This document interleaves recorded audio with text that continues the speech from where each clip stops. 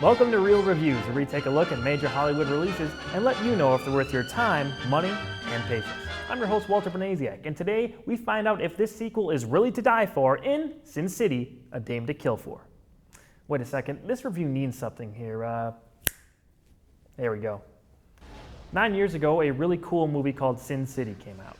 People praised its style and literal comic book look, much like the graphic novel it was based on by Frank Miller. Soon after, many other films began copying that visual style. It started a trend that has cooled off a bit, but still is going on in certain movies today. Bottom line is, it took way too long for this sequel to come out. It kept getting delayed, and Robert Rodriguez, the director, was involved in other projects. The question is, was it worth the 9-year wait? With characters and actors from the original returning like Mickey Rourke's Marv and Jessica Alba's Nancy, along with newcomers like Joseph Gordon-Levitt's Johnny and Josh Brolin's Dwight, I'd say there's enough here to keep fans of the original entertained and pleased for the most part. Sin City 2 still has its unique noir vibe intact and was a lot of fun to see in the theater.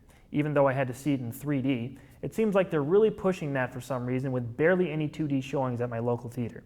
The 3D wasn't awful, but it doesn't make much sense when the movie you're making is based on a flat image like a comic book. Josh Brolin and his story with Eva Green, Mickey Rourke, Jeremy Piven, Dennis Haysbert, Christopher Maloney, and Ray Liotta is the best arc in the movie. All really good performances that fit the Sin City feel perfectly. I'll have to say though, my favorite character was Joseph Gordon-Levitt's Johnny. The guy is just so likable in any role he does. He could be my generation's top actor within a few years. Johnny's arc isn't the best in the movie, but with a scene that features Christopher Lloyd highlighting his story, it was still fun to watch. Jessica Alba and her character Nancy return to avenge the death of Bruce Willis's character John Hartigan from the last movie. With a little help from her pal Marv, Nancy goes after a crooked politician ironically named Senator Rourke, played by Powers Booth. This was definitely the weakest story told in the film compared to the other arcs. I wasn't as invested in Alba's struggle to deal with Willis's demise. When her stuff kicks up, fatigue was starting to set in, and it felt like the movie began to drag on a little.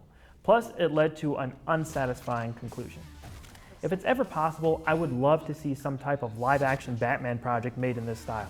Maybe tone it down a bit, but this type of noir narration vibe could fit Gotham City perfectly. Just something to ponder. All in all, I enjoyed this sequel. While it may have taken too long to come out, it still delivers on the goods you liked in the first film while introducing some new characters and interesting stories. If you're old enough for the R rating, it's worth a watch in the theaters. See it with a few friends. I'm giving Sin City A Dame to Kill For a solid 7 out of 10. Be on the lookout for more real reviews coming soon. Make sure to like our new Facebook page and subscribe to our new YouTube channel. All our videos have been re-uploaded under that account. With fall quickly approaching, expect a few new things coming up for us here at the show. As always, remember, if it's not reviewed here, it just isn't real. I'm Walter Banasiak, and I will see you at the movies.